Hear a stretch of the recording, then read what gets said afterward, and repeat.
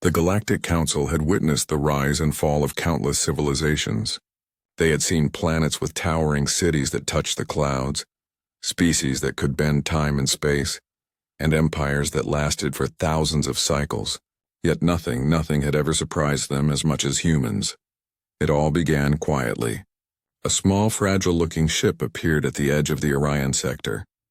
The ship's hull was scratched and uneven, clearly old, and its engines emitted uneven pulses. Sensors at the Council's observation decks immediately flagged it. The beings watching had never seen anything like it. Compared to the sleek, perfectly engineered ships of other species, this human vessel seemed almost laughable. Inside, 3 humans sat quietly.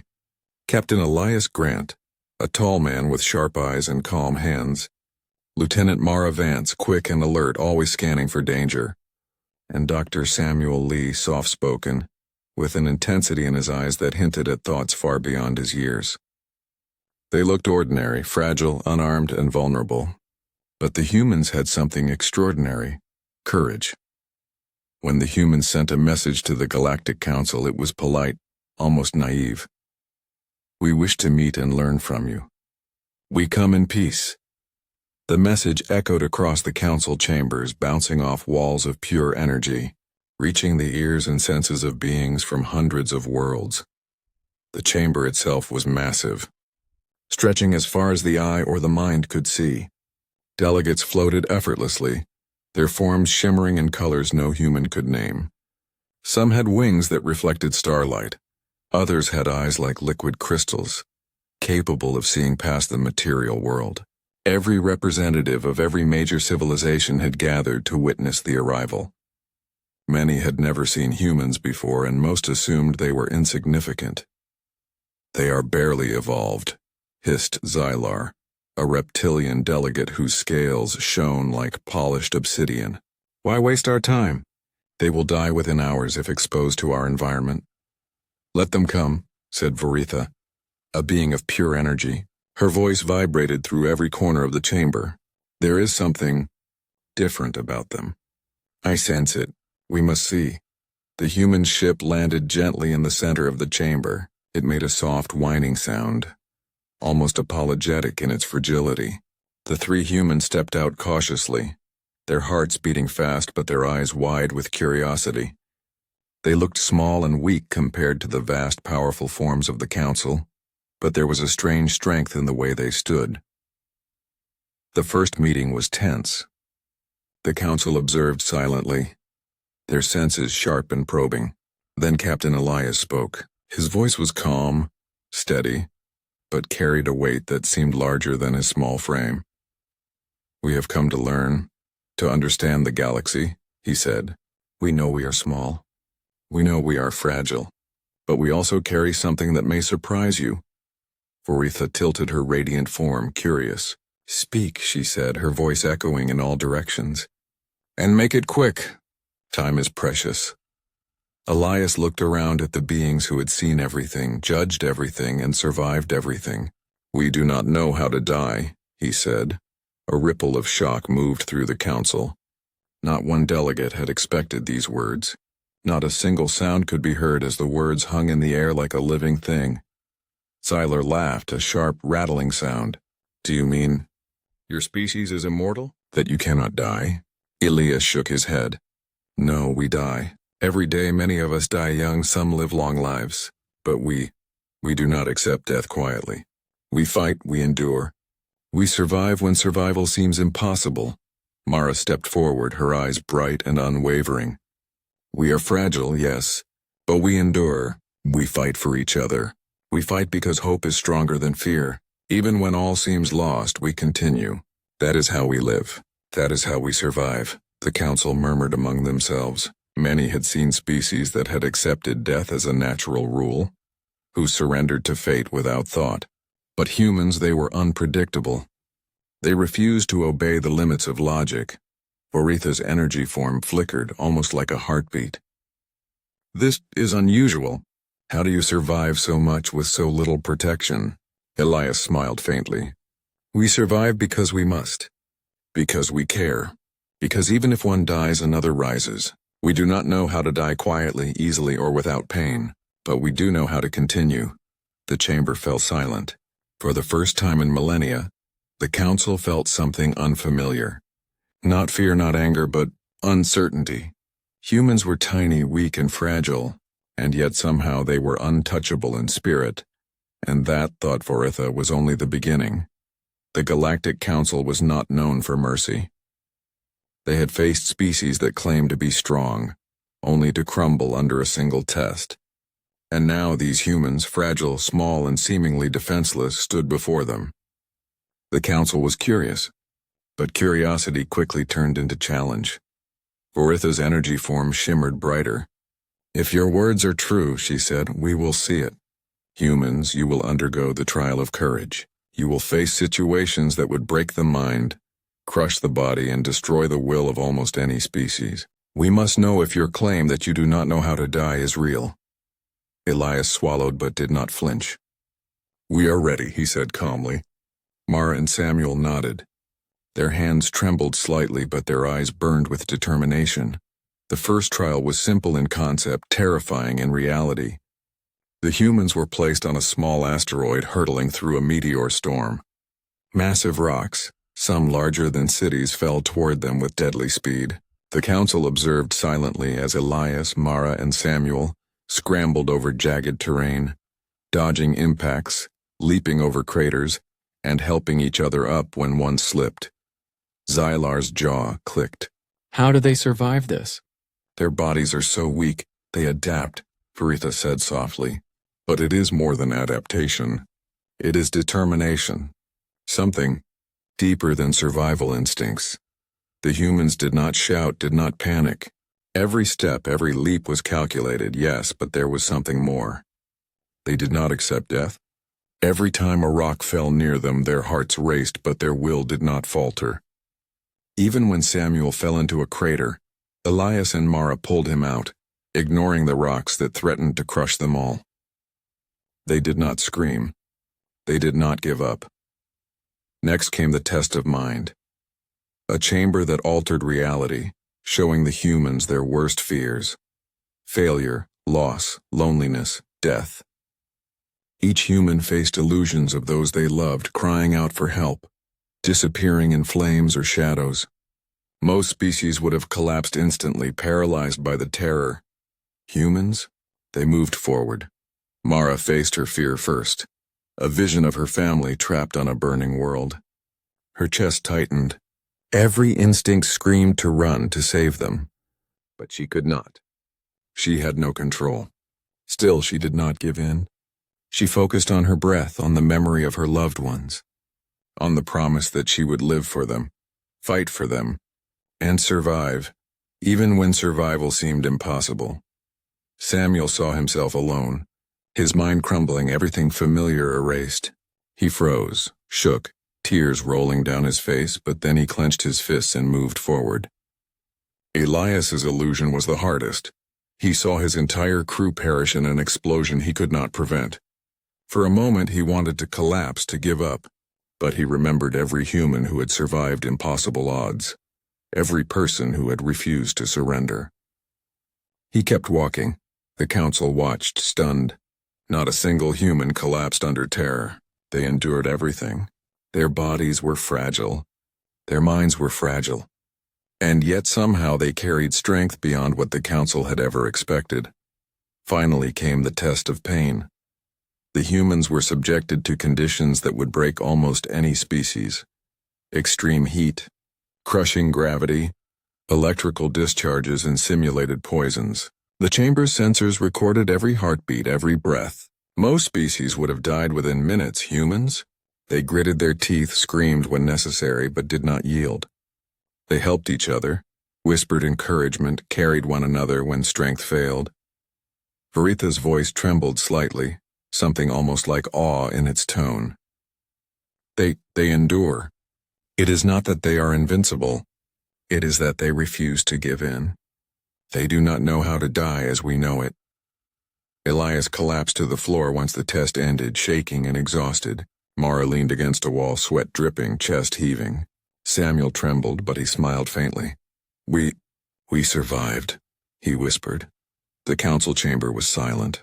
Every delegate, every being who had witnessed countless species rise and fall, could not speak. They had never seen anything like this. Fragile bodies, yes, but spirits that refused to break, minds that refused to surrender, hearts that did not know defeat. Xylar, usually so loud and confident, muttered, "Impossible. How can such small, weak creatures carry so much life?"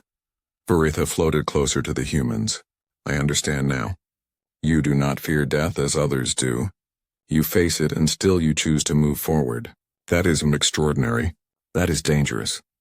That is terrifying." The humans looked at each other, exhausted but alive. They had survived the trials. And the council had learned a truth it had never faced before. Humans were not built for ease. They were built for endurance, for hope, for defiance. And now the real test, one the council could not simulate, was about to begin. After the trials, the humans were exhausted. Every muscle ached, every nerve burned, yet their spirits remained unbroken. The council, however, was far from satisfied. They had tested human courage, endurance, and fear. But there was one final challenge, the ultimate dilemma, a test no being could endure without revealing the true nature of their soul. Varitha's energy rippled through the chamber, her tone both stern and curious. "You have survived physical pain, illusions, and fear. But now you must face a test of choice. The council will offer you a decision, one that may save millions or doom your own kind. Choose wisely, humans." Elias swallowed hard. "We understand," he said quietly. Mara and Samuel nodded. They had survived before, but this test felt different. It was no longer about pain or fear. It was about their hearts. The chamber shifted, morphing into a holographic projection of a world on the edge of destruction. Cities burned, skies were filled with black smoke, oceans boiled, and millions of beings screamed for help. A voice echoed in the humans' minds. "You may save this planet, but only if you surrender your own lives. Refuse and it will be destroyed." Elias's chest tightened. The choice was impossible. Every instinct screamed to survive, but the cries of countless innocent lives called louder. Mara's eyes filled with tears, Samuel trembled, but the humans did not hesitate. "We have to try," Elias said. "Even if it costs us." The council watched silently. Most species, when faced with such a test, would calculate survival first. They would protect their own, even if it meant allowing others to perish. But humans acted differently. The humans stepped into the projection. Heat scorched their skin. Smoke burned their lungs, and the screams of the holographic beings rattled their minds. Still, they pressed forward, carrying energy tools, medical supplies, and devices that barely worked. The council noted the impossibility of their survival. They should have burned, collapsed, or fainted. Yet they moved with purpose, caring for every holographic life as if it were real. Varitha's energy shimmered with astonishment. They are risking themselves for others. Without calculation, without hesitation. Hours passed. The humans were weak, trembling, and gasping for breath. The holographic fires seemed endless, the pain unrelenting. But they did not stop. They pulled those trapped under debris, gave air to the suffocating, and carried those too weak to walk. They whispered encouragement, held hands, and even shared their own last rations of water and energy. Samuel faltered when he saw a collapsing building about to crush a family. He shouted, and Elias pulled him back. "You cannot save them all at once," he said, voice shaking. "But you can try. Together." Mara's hands were raw and bleeding from debris, but she continued to lift and drag the projections, refusing to let despair take over. She thought of her family, of her friends, and how she would want someone to fight for them if she could not. Finally, when the last projection was stabilized, the chamber fell silent. The humans were on their knees, shaking, their bodies trembling, their faces streaked with sweat, blood, and tears. But their eyes shone with a fire the council had never seen before. Varitha floated closer, her voice trembling with something close to awe. "You did not falter. You risked yourselves for beings you did not know, for lives that were not yours. You chose to act even when death could have claimed you. This defies everything the Council has known about survival instincts. Elias struggled to stand, his body exhausted, but he looked straight at the Council. We do not know how to die quietly, he said. We do not accept fate that easily. We fight for life, not just ours, but for everyone we can touch. That is who we are. A long silence followed. The Council, beings who had seen galaxies crumble and species vanish, did not know what to say. Not fear, not admiration, but a strange mixture of respect, disbelief, and unease. Humans had passed every test, physically, mentally, morally, and they had done it in a way no other species could comprehend. Xyler, usually so brash, lowered his head in quiet reflection. They act without thought of consequence. They fight even when all seems lost. They do not die as we understand it. Veritha's energy flared brightly. Humans, you do not simply survive, you endure. You persist. You fight for others. You do not know how to die, and that is what makes you extraordinary. The humans sank to the floor, exhausted beyond measure. They had given everything, risked everything, and yet remained alive. The Council had learned a lesson it would never forget. Survival was not just about avoiding death. It was about how much one could give, how fiercely one could hope, and how deeply one could care.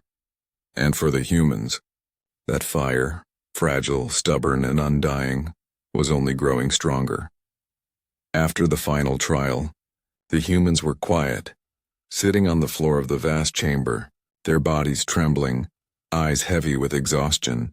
The Galactic Council floated around them, silent, uneasy. The Council members had faced countless species, but none had moved them like this. None had challenged their understanding of life and death in such a profound way. Veritha's energy flared and dimmed repeatedly, as if she were thinking in bursts of light. We cannot understand them fully, she admitted. No species has ever faced death and suffering in the way humans do. They risk themselves for others, endure unimaginable pain, and yet remain alive. Their survival is not instinct alone. It is something far greater. Xyler, the reptilian delegate, clicked his claws nervously. They are weak, he said. Fragile, poorly equipped, and yet they defy logic. How do they not break? How do they keep moving when all would collapse around them? Elias, still catching his breath, looked at them calmly. We break sometimes. We fall, we suffer, but we never accept that suffering as the end. There is always hope, even in the smallest spark. That hope, that is what keeps us alive. That is what makes us endure. A soft murmur spread through the chamber. Many delegates had never heard words like this. Logic and strategy ruled their lives. Survival was a calculation, an equation with variables that could be measured and predicted. Yet these humans acted without calculation. They risked, they cared, they fought, even when the odds were impossibly against them. Veritha's voice wavered, something close to wonder seeping through.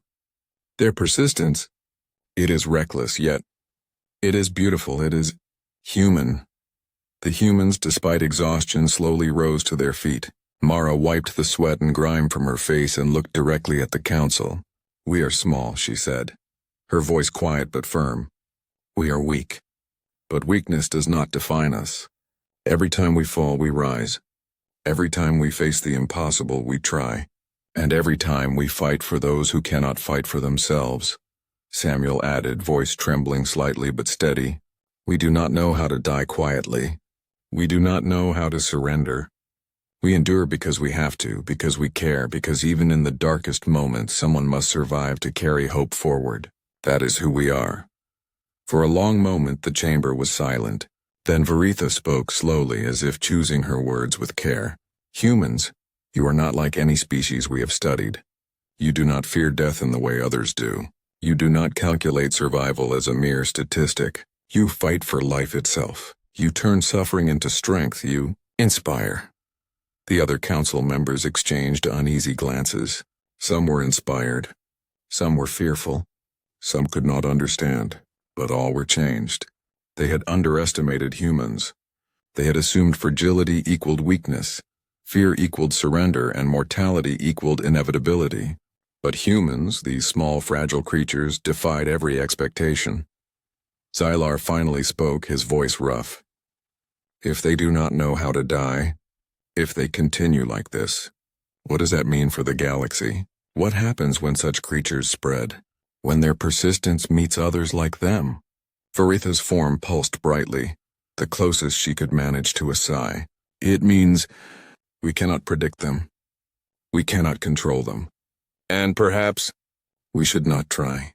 Their endurance, their hope, their defiance, it is extraordinary. It is dangerous. But it is necessary. Elias, Mara, and Samuel stood quietly, feeling a strange mixture of pride and humility. They had survived impossible trials, faced illusions and pain, risked their lives for beings they did not know. And now they were being understood, not just seen, but truly seen by beings far older, stronger, and wiser than themselves. Mara spoke softly, almost to herself, but loud enough for the council to hear. We are not perfect. We will make mistakes. We will suffer. We will fail sometimes. But we will never stop. We will never stop caring, never stop fighting, never stop living, even when it seems impossible. Varitha's energy glowed steadily, the chamber humming with a quiet resonance.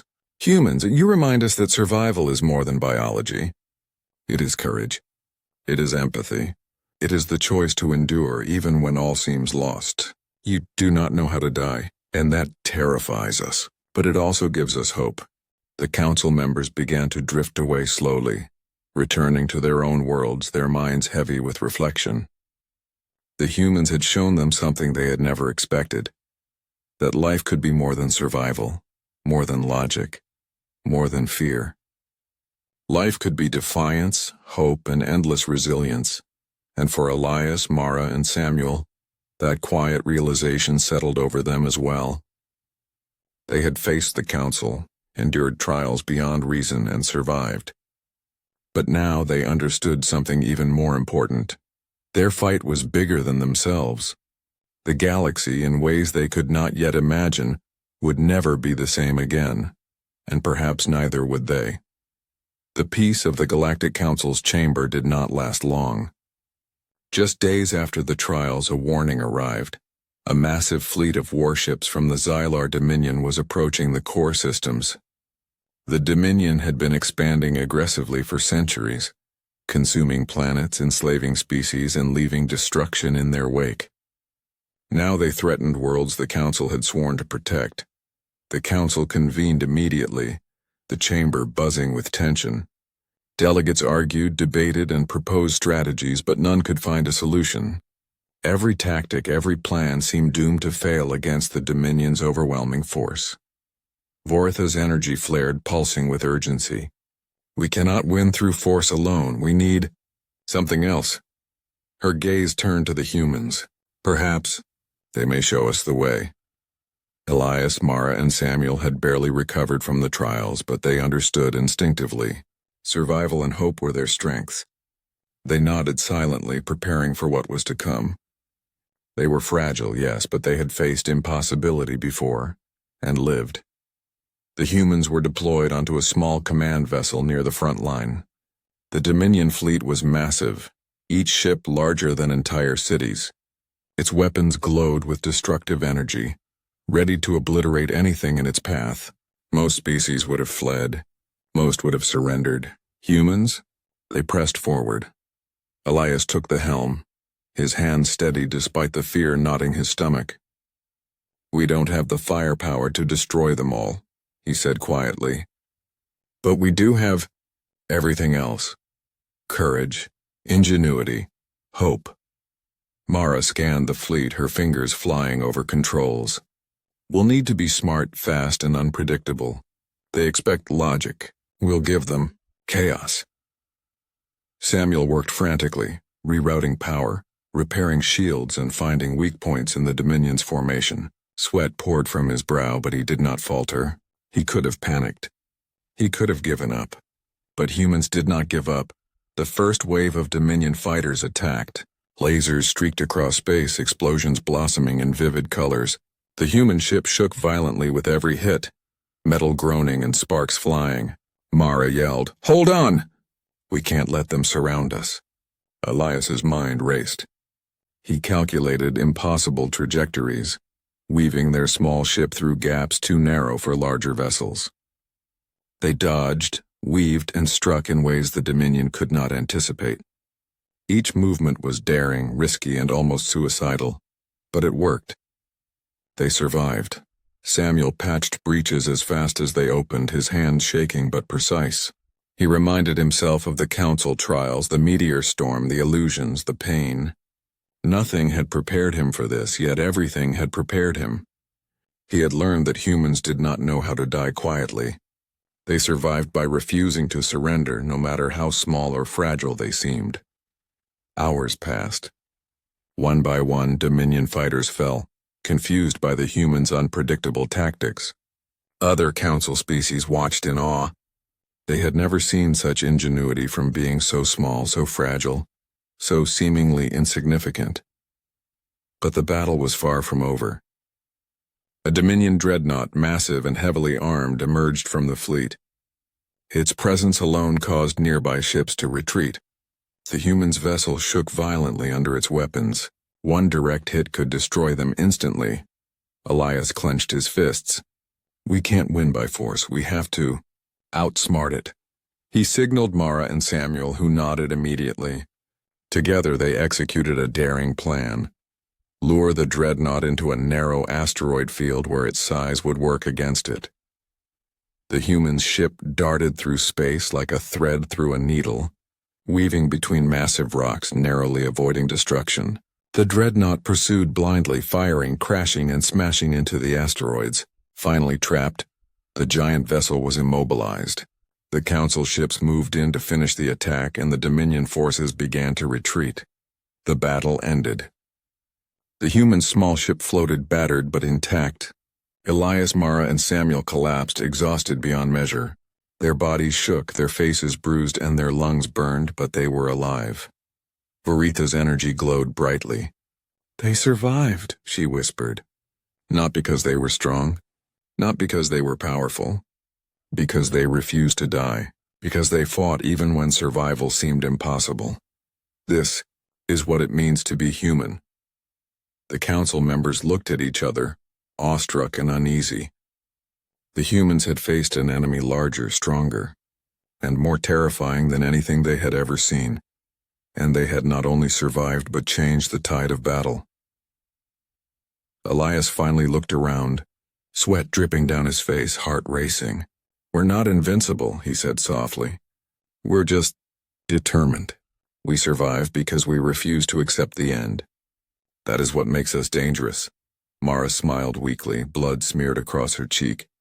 "And that is what makes us human." The council watched silently.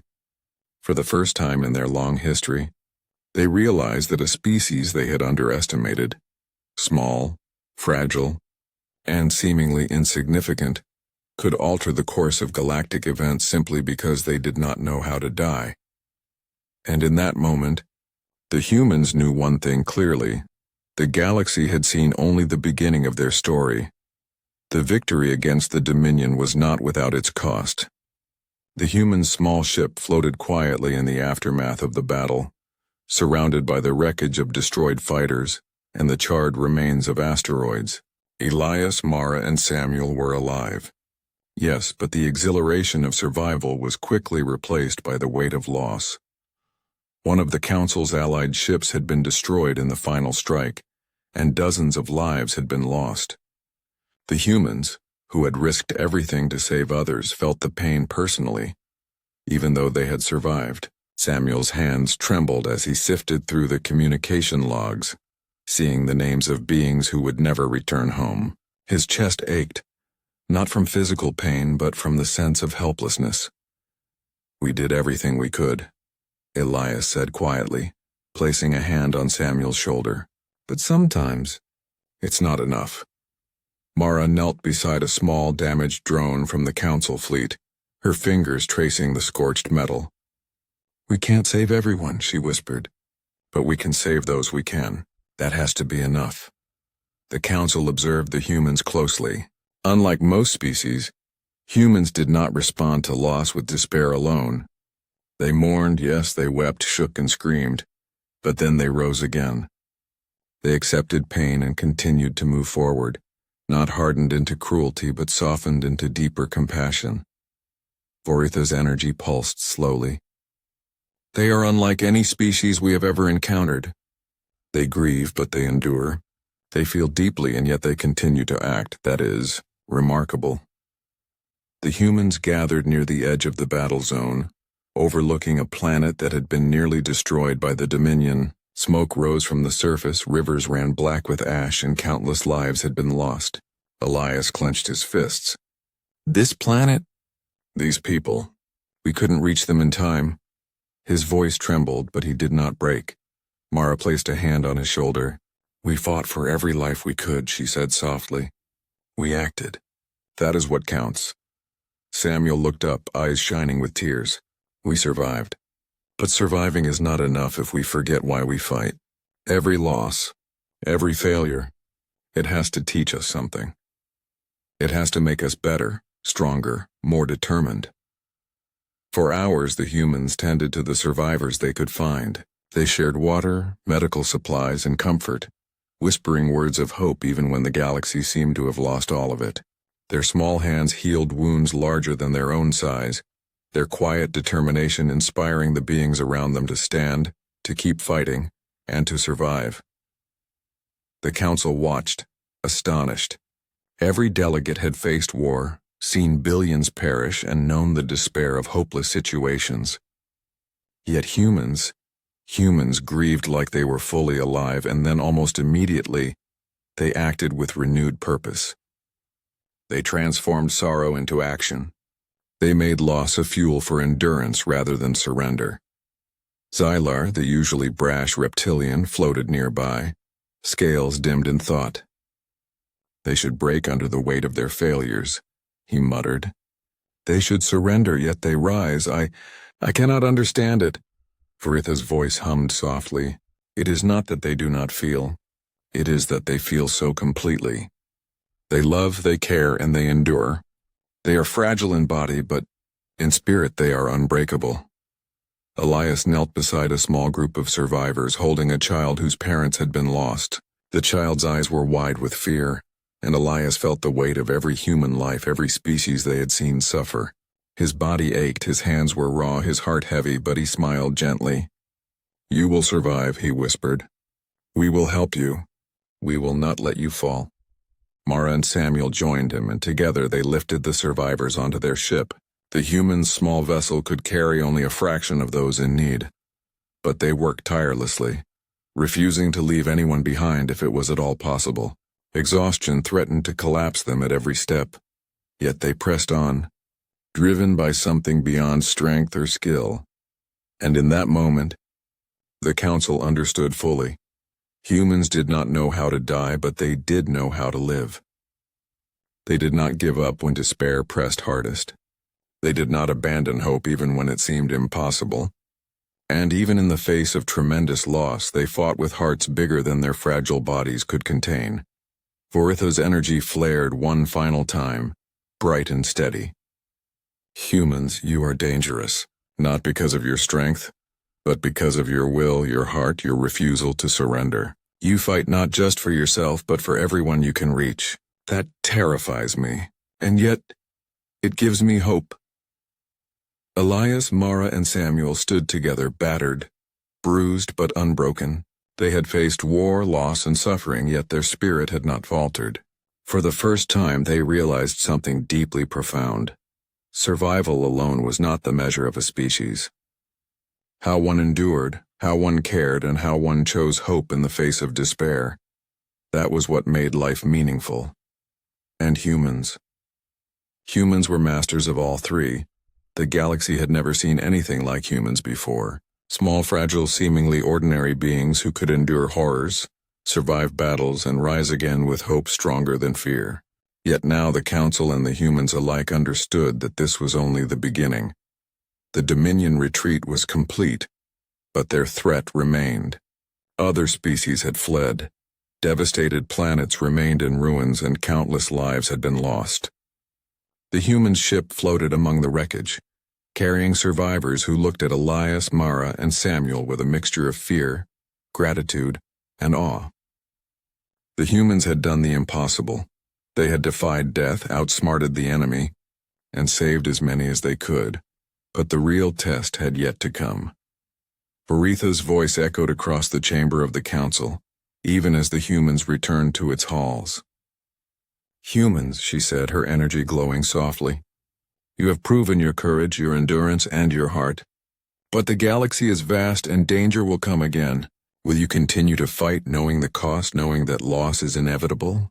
Elias took a deep breath, his body still shaking from the recent battle. He thought of the destroyed cities, the lives lost, and the children who had screamed in fear. He remembered the meteor storm, the illusions, the pain. But he also remembered the small victories, the smiles of survivors, and the hope in their eyes. "We will fight," he said firmly. "We will fight because it is right. Because even when loss comes, even when hope seems gone, we can choose to stand again. That is what makes life worth living." Mara nodded, eyes glistening with unshed tears. "We are small, fragile, and weak," she said quietly. "But we do not surrender. We endure, not because it is easy, but because it is necessary. Every life we can save, every heart we can protect, it is worth the risk. That is who we are." Samuel's voice trembled, but he spoke with conviction. "We have lost many, yes. We will lose more. But we will never give up. Not as long as we can breathe, not as long as hope exists. That is our strength. That is humanity." The council listened in silence. Delegates who had once scoffed at the humans now looked at them with awe. They had seen courage, endurance, and hope in its purest form. These small beings had survived what no species had before, not just through skill or power, but through heart. Varitha floated closer, her energy form pulsing with an almost human-like rhythm. "Humans, your survival is not due to strength or intelligence alone. It is due to your will, your empathy, your refusal to accept the end. You do not know how to die quietly. You do not know how to surrender. And that terrifies us. And yet, it gives us hope." Xylar, usually brash and confident, lowered his head in reflection. "They are not like any species we have encountered. They risk, they endure, they love. And they fight even when all seems lost. They are extraordinary." The humans had proved it. Their fragility was not weakness, it was proof of their humanity. Their suffering was not a curse, it was fuel for endurance. Their hearts, fragile yet unyielding, made them dangerous, unpredictable, and unstoppable in ways the galaxy could not anticipate. Elias looked out of the council chamber window at the vast expanse of stars. The galaxy stretched endlessly, full of unknown dangers and challenges, but also full of possibility. He thought of the planets they had saved, the lives they had touched, and the countless moments yet to come. "We may be small," he whispered, "but we carry hope wherever we go. That is our gift. That is our strength." Mara placed her hand on his shoulder, smiling faintly despite exhaustion. "And it is a gift the galaxy needs, even if it does not realize it yet." Samuel, finally able to rest, looked around at the council delegates and whispered, "We may not know how to die, but perhaps we also teach others how to live." For the first time, the council understood fully. Survival was not merely a biological function, nor a test of strength or intelligence. Survival was courage. Survival was hope. Survival was the choice to stand, to fight, to endure, even when the odds were impossibly against you. And humans embodied all of it. The galaxy had faced countless civilizations, each powerful in their own way. But no species had ever possessed the combination of fragility, courage, hope, and heart that humans did. They did not know how to die, but in that defiance, they carried the promise of life, the spark of hope, and the power to change the universe itself. And as the humans left the council chambers, battered, bruised, but unbroken, the delegates understood something profoundly important. The galaxy would never forget them. The humans' legacy was not in their strength or technology, but in their heart. their unyielding, unbroken, extraordinary humanity. And that would echo across the stars forever.